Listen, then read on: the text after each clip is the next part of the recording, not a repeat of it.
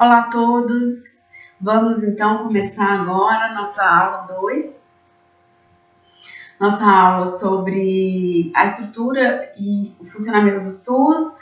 Vamos olhar para os princípios organizativos e doutrinários do SUS. A aula de hoje, ela olha em específico para como o SUS deve funcionar. Previsto na base legal, que é o regulamento, né? Como esses princípios estão previstos na Constituição Federal, na Lei Orgânica 8080 e na Lei Orgânica 8142. E aí uma observação, não são apenas essas as leis que regulamentam o SUS. A partir de 1988 foram várias portarias normativas, leis que regulamentam programas, que regulamentam e que determinam o funcionamento do SUS. Mas elas vêm a partir dessas três que nós vamos trabalhar hoje, que nós vamos olhar hoje. Então, essas três são as principais. E cada princípio doutrinário ou organizativo, ele está contemplado nessa legislação.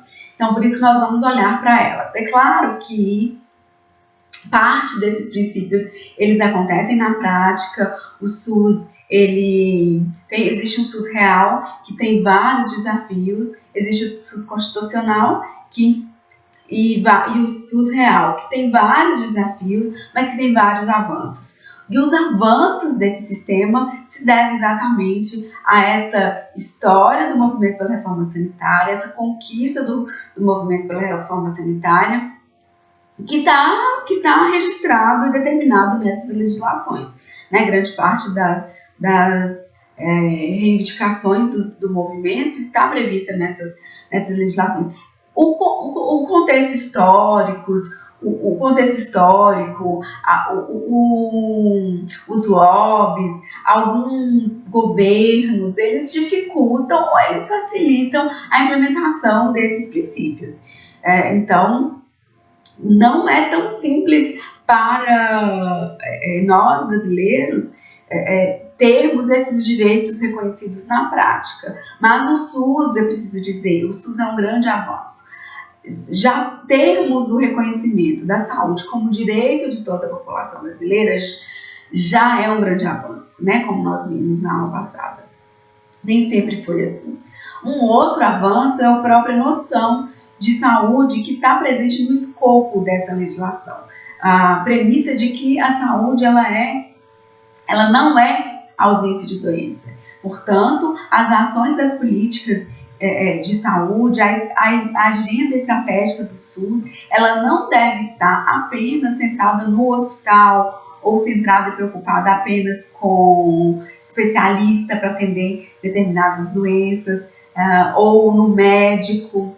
Então, o SUS, ele é muito mais do que assistência médica hospitalar, ele é muito mais do que medicamentos. O SUS, ele está presente na vida da população brasileira, na vida de nós todos brasileiros, e às vezes as pessoas nem sabem que usam o SUS.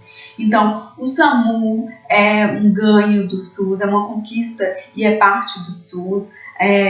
Se a gente olhar um pouco para trás, por exemplo, o aumento da expectativa de vida ao nascer ao longo dos anos, ele se deve a políticas, a estratégias do Sistema Único de Saúde, as condições e os avanços nos cuidados das pessoas portadoras de HIV/AIDS se deve ao país ter implementado, são os primeiros países a implementar uma política de cuidado a pessoas portadoras de HIV/AIDS. O Brasil tem um dos maiores programas públicos de transplante de órgãos, sendo que, vamos olhar para 2010, nós tivemos 21 mil ações, né, de transplantes. Em 2016 foram 25 mil transplantes, sendo que 90% desses números aconteceu graças ao Sistema Único de Saúde. Temos uma alta cobertura vacinal, temos algumas doenças, diante disso, algumas doenças que foram erradicadas, um cuidado com a saúde das nossas crianças, um cuidado na vigilância epidemiológica, vigilância sanitária. Então, a Anvisa também é uma agência que está ligada à sua existência exatamente porque nós temos o Sistema Único de Saúde, temos uma cobertura de atenção básica com estratégia de saúde da família, que atendia em 2018 mais de quase 80% da população brasileira, sendo que em 2000 a cobertura era de 8% da população brasileira. Então, nós temos muito a agradecer pela existência do SUS, mas o SUS é um direito social, então nós não recebemos favores do Estado, ou de um governo, de um prefeito, ou de algum funcionário que está em um hospital como sendo um favor, que nos atende, né, que a gente indo a um hospital ou uma unidade básica de saúde. O SUS, nós financiamos o SUS, então nós pagamos impostos que devem ser, e o recurso desses impostos devem ser investidos no Sistema Único de Saúde. Então o SUS ele não o reconhecimento da saúde como direito não é um favor. Nós investimos, nós pagamos indiretamente quando pagamos impostos para que o SUS exista. Então, também isso precisa ser reforçado. E, além disso, nós precisamos também ter um olhar crítico para que o SUS funcione como está previsto na legislação que regulamenta. Um olhar crítico para que os desafios do SUS sejam enfrentados, não um olhar crítico para a privatização do sistema de saúde brasileiro, mas um olhar crítico para que o SUS seja cada vez mais fortalecido. Então, assim, esses são alguns pontos que nós temos na prática, são alguns serviços, né, o acesso que contribui com a nossa qualidade de vida, que existe graças ao SUS. Então, nós vamos agora olhar para esse SUS constitucional, para esse SUS que está nas normativas. Como que o SUS é organizado na prática e onde está nas normativas a previsão desses princípios. E entender como que eles devem ser, qual o significado desses princípios que organizam o SUS. É para esse lugar que nós vamos seguir hoje na aula 2. Assim, continuando, nós vamos olhar para a base legal do SUS, e que descreve elementos básicos sobre a organização e a estruturação do sistema de saúde no Brasil. Então, nós vamos olhar para para alguns artigos da Constituição de 88, para a Lei Orgânica 8.080, que dispõe principalmente sobre a organização e regularização dos serviços de saúde em todo o território nacional, ou seja, diz respeito ao SUS, ao Sistema Único de Saúde, e também aos serviços privados, a clínicas, não apenas ao sistema público de saúde. E vamos olhar, por último, para a Lei 8142, que estabelece o formato da participação social no SUS e trata também sobre a transferência de recursos financeiros para a área da saúde. O nosso foco principal hoje será esses dois primeiros, a Constituição de 88 e a Lei 8080. No que diz respeito a essa transferência de recursos financeiros, nós vamos trabalhar um pouco na próxima aula, que vai tratar sobre o Pacto Federativo e a descentralização da saúde. Então, essa legislação, ela é base para outros decretos, outras normas, ela organiza, ela regulamenta, ela define como deve ser o sistema e os serviços de saúde em todo o Brasil. A Constituição Federal, ela prevê, no artigo 6º, ela determina que a saúde é um direito de todos e o dever do Estado, que deve ser garantido por meio de políticas sociais, econômicas, para reduzir riscos de doença ou agravos e garantir um acesso universal e igualitário a ações e serviços de promoção, proteção, recuperação e saúde. Então, um serviço universal e igualitário.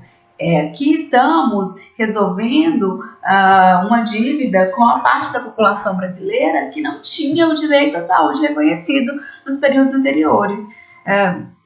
Que o direito ele não era universal, ele não era igual para todos. Ele era segmentado a partir da contribuição que cada classe ou cada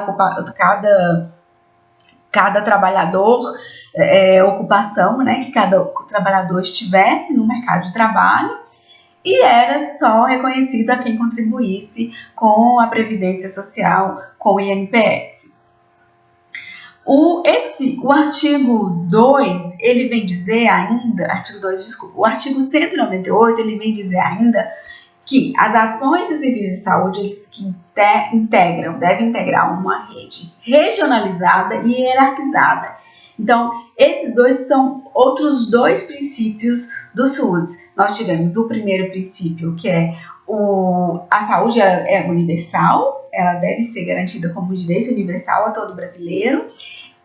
As ações, quando a rede de atenção na prestação da assistência, ela deve acontecer de maneira regionalizada e hierarquizada, organizada segundo o princípio da descentralização, da integralidade e da participação da população. Nós vamos ver, então, mais adiante, o que significa cada um desses princípios que estão previstos aqui nesses artigos da Constituição Federal. O artigo 196, ele vai ser lá na Lei Orgânica 8080, ele vai ser o artigo 2 da Lei Orgânica, que diz que a saúde é um direito fundamental de ser humano, devendo o Estado prover condições indispensáveis ao seu pleno exercício. Então, o Estado ele deve garantir por meio de políticas públicas, de políticas sociais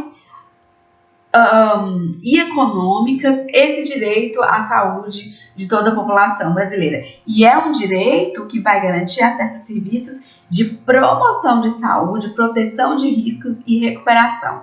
Ou seja, não é apenas o cuidado da doença ou a recuperação da doença, mas a promoção da saúde. Ações que possam contribuir com a qualidade de vida da população. E proteção da saúde, então evitar alguns riscos, evitar que algumas doenças aconteçam. Um outro ponto importante, outro que chama atenção, que nós, antes de adiantar para o artigo 200 da Constituição Federal, vamos àquela noção ampliada de saúde que eu falei para vocês. Se vocês forem lá no artigo 3º da Lei Orgânica 8080, vocês vão encontrar esse conceito ampliado de saúde, que diz o seguinte: os níveis de saúde expressam a organização social e econômica do país, tendo a saúde como determinantes e condicionantes, entre outros, a alimentação, a moradia, o saneamento básico, o meio ambiente, o trabalho, a renda, educação, atividade física, transporte, lazer e o acesso a bens e serviços essenciais. Então, aqui tem na Lei 8080 o que significa saúde. Então, quando se diz que o direito à saúde é um dever do Estado, que saúde é essa que o Estado precisa desenvolver políticas, uma agenda para garantir para a população brasileira? Então, é essa saúde que tem que garantir às pessoas e à coletividade um completo bem-estar físico, social e mental. Já lá no artigo 200 da Constituição Federal, ele diz que ao Sistema Único de Saúde compete, entre outras atribuições, controlar e fiscalizar procedimentos, substâncias de interesse para a saúde, participação da produção de medicamentos, equipamentos imunobiológicos, hemoderivados e outros insumos. Então, nós temos aqui, vamos identificar na prática, a ação dos hemocentros, a ação da vigilância sanitária, a ação da Anvisa. Nós temos aqui previstos nesse artigo da Constituição ações que esses órgãos, que essas agências implementam, desenvolvem e que chegam à nossa vida. Ordenar a formação de recursos humanos na área da saúde, uma formação de recursos humanos na área da saúde que esteja de acordo com esses princípios, que esteja de acordo com a garantia de um atendimento integral, um atendimento que promova a saúde, que proteja a saúde e que também recupere a saúde, né, de cada usuário, de cada cidadão que precisar usar o SUS. Temos também o desenvolvimento científico e tecnológico como uma das responsabilidades e atribuições do SUS. Então, vamos pensar na ação da Fiocruz, na ação, né, mais recentemente nós estamos assistindo os trabalhos nas notícias de jornais, os trabalhos da Fiocruz, do Instituto Butantan, para contribuir e desenvolver a vacina no combate do coronavírus. Então, são ações, então esses institutos, o trabalho desses institutos, eles de pesquisa, das próprias universidades voltadas para a saúde, compete ao SUS, é parte de atribuição do SUS. Então, quando se vê uma pesquisa de um medicamento, de uma vacina na Fiocruz, por exemplo, se deve a que essas ações? Se deve à existência do Sistema Único de Saúde, conforme está previsto na Constituição Federal. O artigo 7º da Constituição Federal, o artigo 7º da Lei 8080, ele regulamenta alguns dos artigos que estão lá. Vocês podem consultar na Constituição Federal, no artigo 198 da Constituição Federal.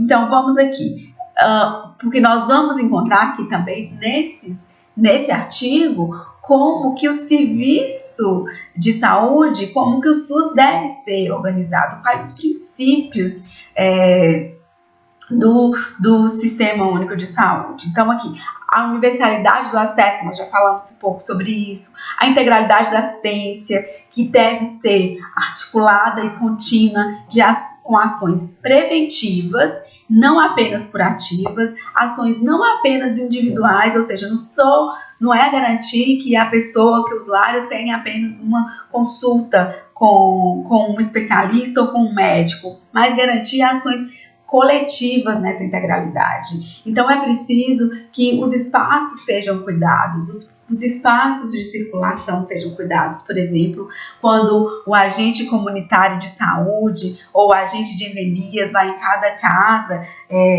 acompanhar os cuidados de combate ao Aedes aegypti, que palavra difícil, com o combate à dengue. Temos aqui, então, ações de dimensão coletiva. Ou uma ação outra coletiva, que é justamente como eu mencionei no início da aula, as campanhas de vacinação, a política de cuidado da saúde da mulher, a política de cuidado da saúde do homem. Então, são ações que elas têm uma dimensão individual, mas que ela tem uma dimensão coletiva também. A igualdade na assistência à saúde, sem preconceitos, sem privilégios. Então, antes tinha o privilégio de quem tem carteira assinada terá o direito à saúde. Agora não, agora a saúde ela tem que ser garantida para as pessoas brasileiras, para os cidadãos brasileiros, sem qualquer tipo de preconceito ou qualquer tipo de privilégio ou tratamento diferenciado no sentido de garantir para uns e segmentar e excluir outros. Não, não deve ser assim, não pode ser assim. A Lei Orgânica 8080 nos diz aqui no artigo 7 e a Constituição Federal tem lá nas diretrizes previstas no artigo 198 esse mesmo escopo. A participação da comunidade, então, nós precisamos, é prevista a participação da população na gestão, na organização do SUS. A descentralização político-administrativa, essa descentralização com ênfase nos municípios, nós vamos ver o que significa daqui a pouco. O que significa essa descentralização? Uma rede de serviço organizada com base em regiões de saúde e de maneira hierarquizada. Então, nós temos níveis diferentes de atenção e cuidado à saúde previstas aqui no 8080, a Constituição Federal de 1988 e também a Lei 8142, que estão nos textos dessa legislação princípios organizativos do SUS, estão princípios doutrinários do SUS. Doutrinários no sentido de que existe, dentro do sentido, do significado de cada um desses princípios, uma base filosófica comum, valores comuns, como se fosse uma premissa de como o SUS deve existir e guiar as suas atividades. Cada uma delas apresentam desafios de serem alcançados. O que não significa que não estejam sendo colocados em prática no território nacional. Então, vamos para o princípio da universalidade, que significa uma resposta à exclusão, que significa a possibilidade de todo brasileiro e a determinação na lei que todo brasileiro alcance o serviço de saúde que necessitar sem barreira de acesso, que seja ela legal, econômica, física ou cultural. Um acesso universal que contemple, alcance ricos, pobres, homens, mulheres, idosos, crianças, nordestinos, negros, brancos, moradores do campo, da cidade, indígenas, analfabetos, letrados, independente da raça, etnia ou opção sexual ou classe social. Então, o princípio da universalidade, ele prevê esse acesso amplo para todo cidadão brasileiro. E nesse sentido, ele tem, além dessa dimensão do acesso, quando nós olhamos para o significado do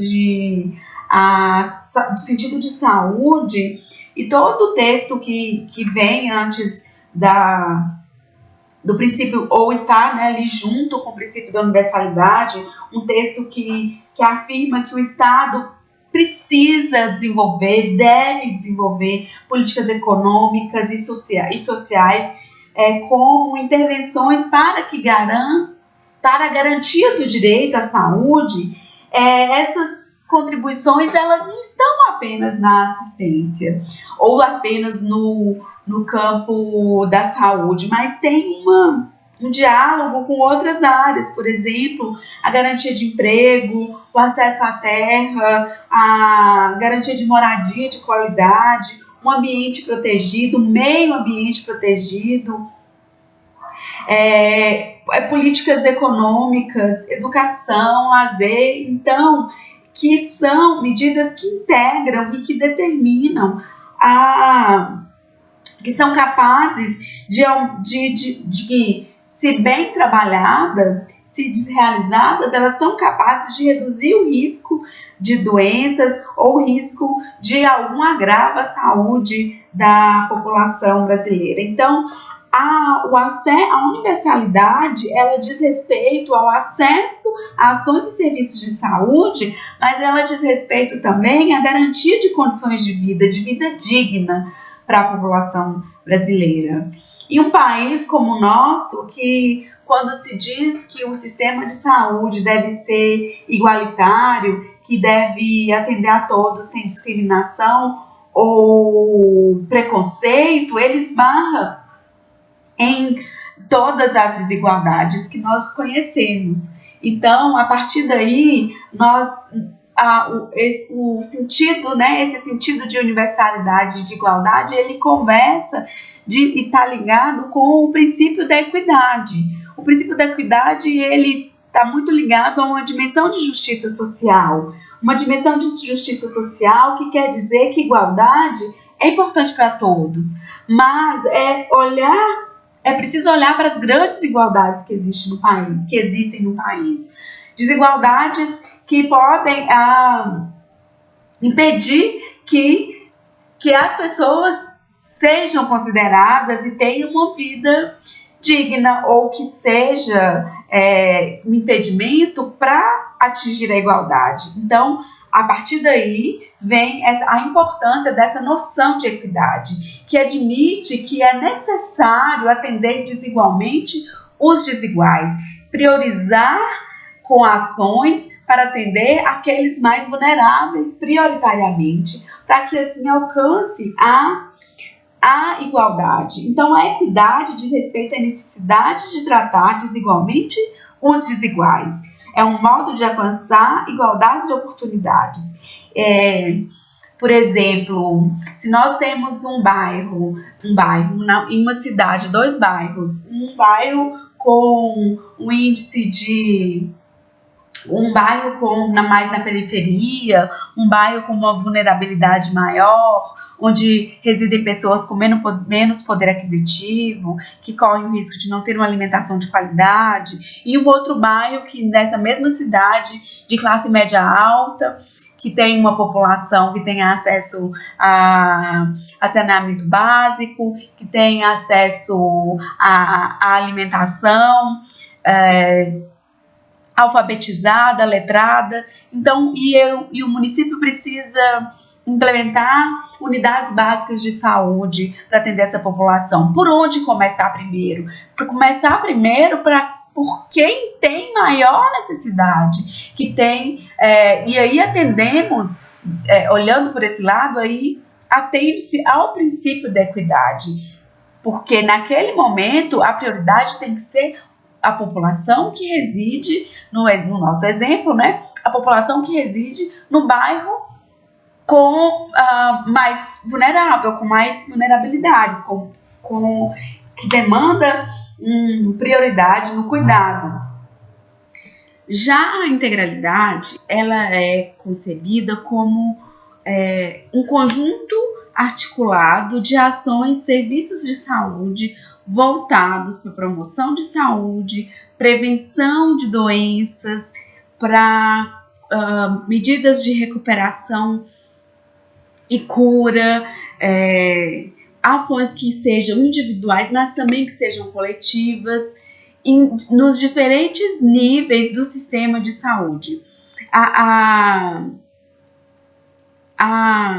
integralidade, ela deve ser constituída como um ato de vivências cotidianas nos serviços de saúde, que possa transformar a vida das pessoas e também que possam contribuir com que possa também contribuir com o autocuidado, que as pessoas, a promoção de saúde que está inerente ao princípio da integralidade, prevê também que a pessoa tenha o autocuidado, e que para ela ter esse autocuidado, ela precisa passar por um processo de educação em saúde. Então, tem autores que consideram que a integralidade ela está dividida em três objetivos, em 3 conjuntos de sentidos, na verdade, E tem, nesse sentido, a integralidade, para alguns autores, é um dos princípios mais difíceis de ser alcançados no SUS, porque ele perpassa várias dimensões. Então temos esses 3 conjuntos que considera a integralidade que deve estar presente nas práticas dos profissionais de saúde, em um atendimento que preze e que cuide da saúde daquele paciente, daquele usuário do SUS, no sentido nesse caminho que eu falei anteriormente, de educar, de passar uma informação, de desenvolver, como a gente tem na estratégia de saúde da família. Nós temos grupos de educação e saúde, onde tem palestras tratando sobre a prevenção à diabetes, palestras e iniciativas de cuidado com a hipertensão arterial. Então, no atendimento, o profissional de saúde dá conta de fazer esses encaminhamentos, de entender, de compreender e olhar para o usuário, para o paciente que usa o SUS, como um corpo inteiro e não como uma doença ou como uma parte de um corpo que teve um desequilíbrio, que aí vem a doença, que essa pessoa está ali procurando o atendimento apenas e voltar apenas para aquela questão que é a queixa daquela pessoa, mas ir além daquele momento e ser uma prática de saúde que olhe nesse sentido da promoção de saúde, não apenas da cura da doença, mas de evitar, às vezes, num atendimento, um cuidado, um encaminhamento para um outro serviço dentro da rede de atenção, que a pessoa possa ter esse cuidado e a prevenção de riscos. Um outro conjunto de sentidos da integralidade diz respeito à organização da gestão, da assistência de maneira articulada. Então, de maneira articulada, que possa, por exemplo, desenvolver em escolas o cuidado na educação e a saúde das crianças, a articulação com a assistência social, de casos, por exemplo, de violência à mulher, a relação, né, da estratégia de saúde da família e a política de assistência social são exemplos da assistência que na sua gestão ela articula com outros setores da sociedade, com outros setores da assistência, que promove a saúde e prevê riscos e busca evitar que esses riscos se tornem riscos maiores à saúde da população. Por último, um outro conjunto de sentidos para a integralidade vem a partir desse segundo, que é a implementação, que o governo implemente respostas, invista em medidas que estejam voltadas para essa articulação, para a promoção de saúde, para a prevenção de saúde, uma assistência que não esteja apenas ligada ao cuidado da doença ou que não olhe para as pessoas como uma parte do corpo que ficou doente, mas que tenha, que contemple esse atendimento, que possa também ser um atendimento com continuidade, um atendimento que relacione com os diferentes níveis de atenção no cuidado à saúde da população que procura o SUS, que deve ser atendida pelo SUS. Então, esses são alguns sentidos, alguns dos significados dados à integralidade. A integralidade, como eu disse, é um dos princípios do SUS mais difíceis de ser alcançado. Mas, não por isso, temos ações, sim, dentro do cuidado que busca a sua implementação, práticas de humanização na saúde, o estabelecimento de um vínculo, né, especialmente na atenção básica, nas unidades básicas de saúde, um vínculo entre a população assistida e os profissionais de saúde, um estímulo para que a própria comunidade se organize e volte para a participação na política de saúde e que entenda a saúde como um direito que deve ser reivindicado. Então, são esses três os princípios doutrinários do SUS, com esses princípios organizativos. A descentralização da saúde significa que o sistema implica uma transferência de poder e de decisão sobre a política de saúde do nível federal para o nível estadual e municipal. Mas lembrando que a Constituição também prevê que o trabalho entre esses três níveis, mesmo acontecendo a descentralização, ele deve acontecer de forma cooperada e coordenada, que é a previsão do Pacto Federativo.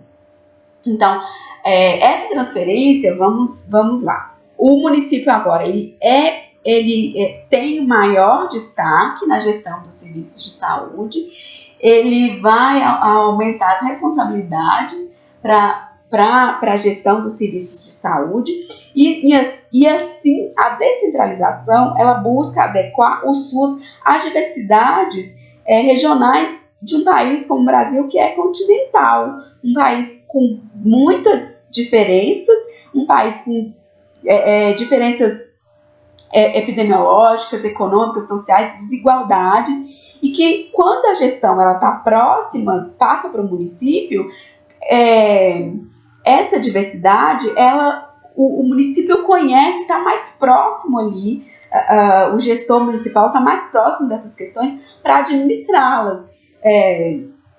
Então, o comando único passa para as secretarias municipais de saúde, em cooperação com as secretarias estaduais de saúde e o Ministério da Saúde. Mas o município agora ele que era coadjuvante no período anterior, se a gente pensar que nós vivemos antes na história do país a ditadura militar, então estava centralizado na esfera federal. Com a descentralização tem essa divisão de responsabilidade e uma transferência de poder mais focado nos municípios.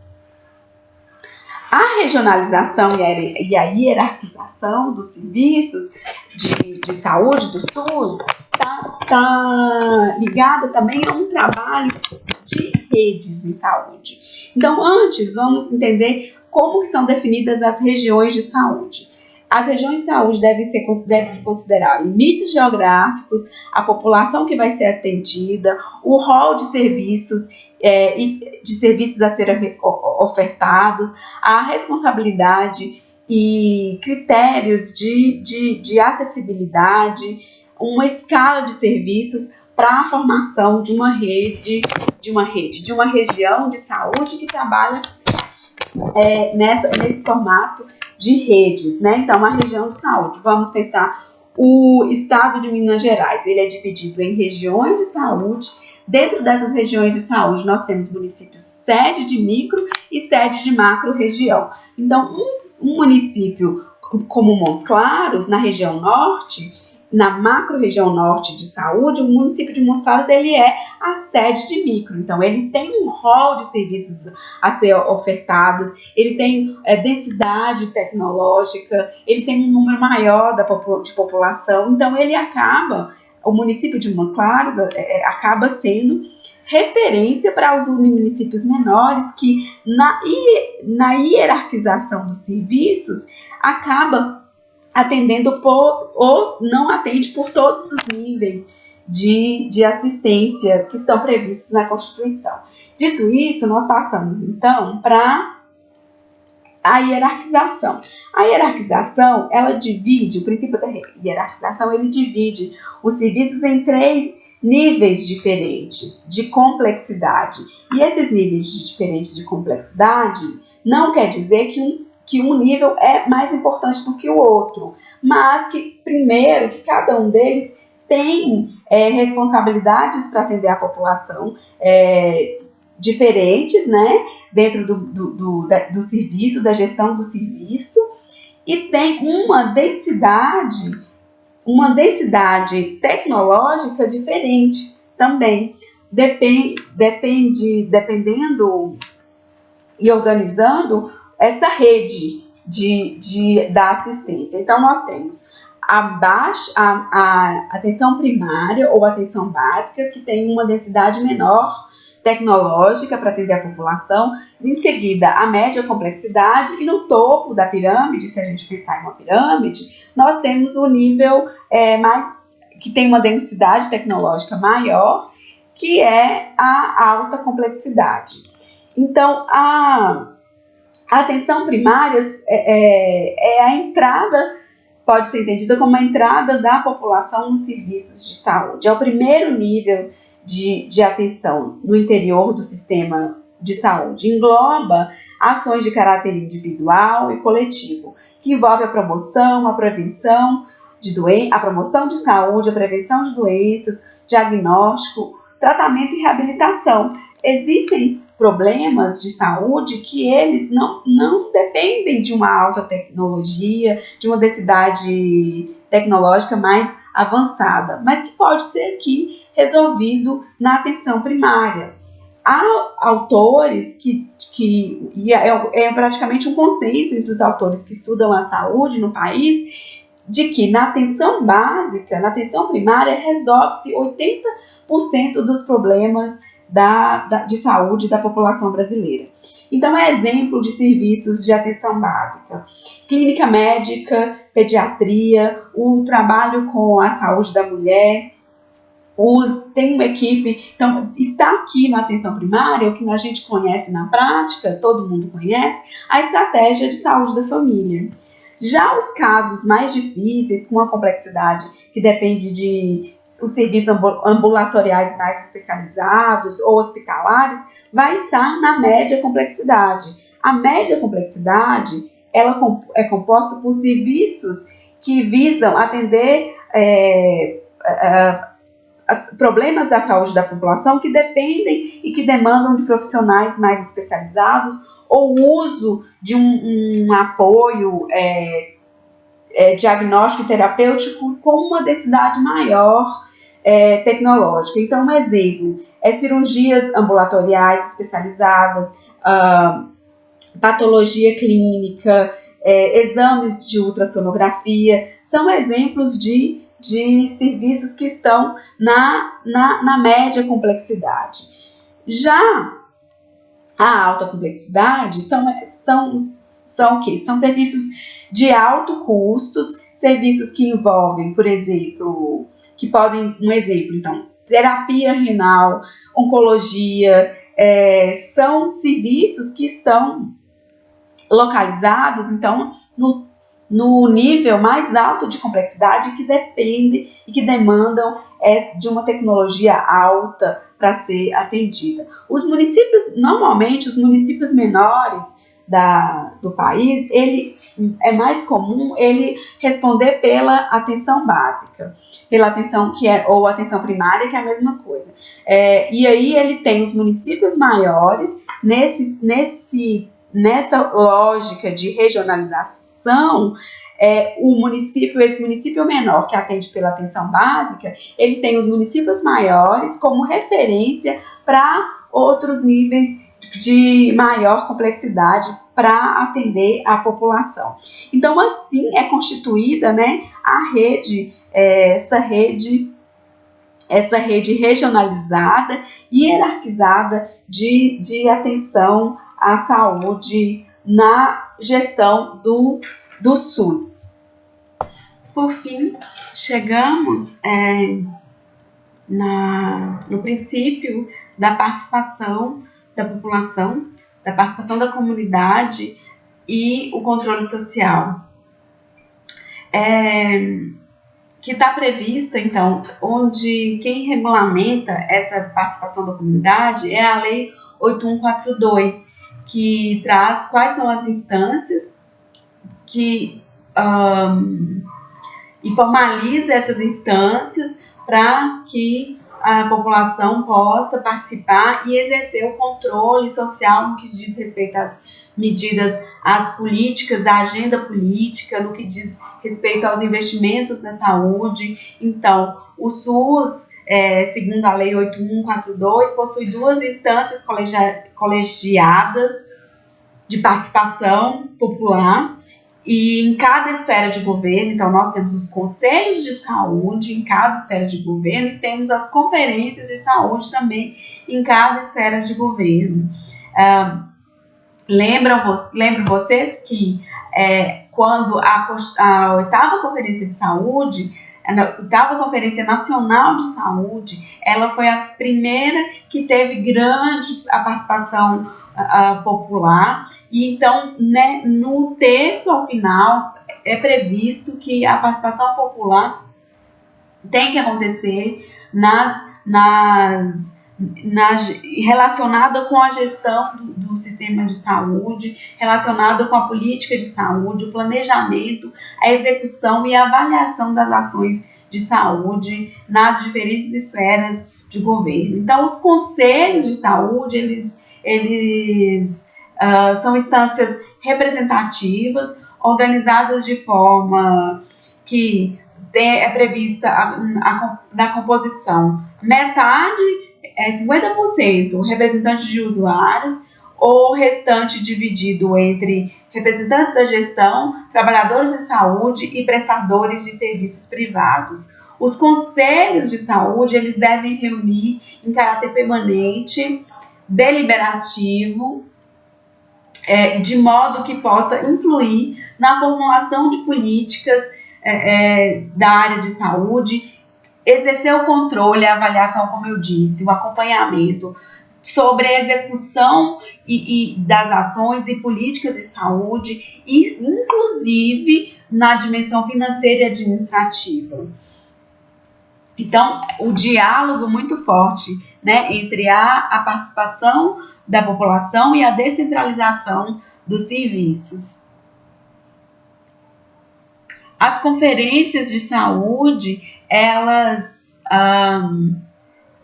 as conferências de saúde devem reunir em cada nível de governo, a cada 4 anos, com representantes dos diversos segmentos sociais, podendo ser convocada pelo executivo ou extraordinariamente. Então, de 4 em 4 anos, acontecem as conferências de saúde. São instâncias, portanto, que participam da gestão do SUS, reproduzem e contribuem com o modelo federativo proposto pela Constituição brasileira. Um instrumento da sociedade para que possa formalmente, então, reconhecida na legislação que regulamenta o SUS, que a população possa participar da consolidação e o desenvolvimento do Sistema Único de Saúde, o que também está intimamente ligado com aquela ideia da relação entre saúde e democracia. Então, são esses os princípios organizativos do SUS. É dessa forma que o SUS deve ser organizado, nós passamos rapidamente, mas dessa forma que o SUS, o panorama, né, permite para vocês conhecer um pouco dessas características. A leitura do texto também vai ampliar um pouco mais. Bem, além da leitura do texto, eu recomendo que vocês leiam a legislação citada aqui para compreender um pouco mais como que esses princípios estão previstos para o funcionamento do SUS. Finalizando, então, não custa lembrar que defender o SUS é defender a saúde da população brasileira. Defender o SUS não significa não ser crítico, não olhar para os problemas, mas significa sim olhar para os problemas no sentido de encontrar soluções, é reconhecer a dimensão ampla de saúde, é reconhecer que a saúde não é mercadoria.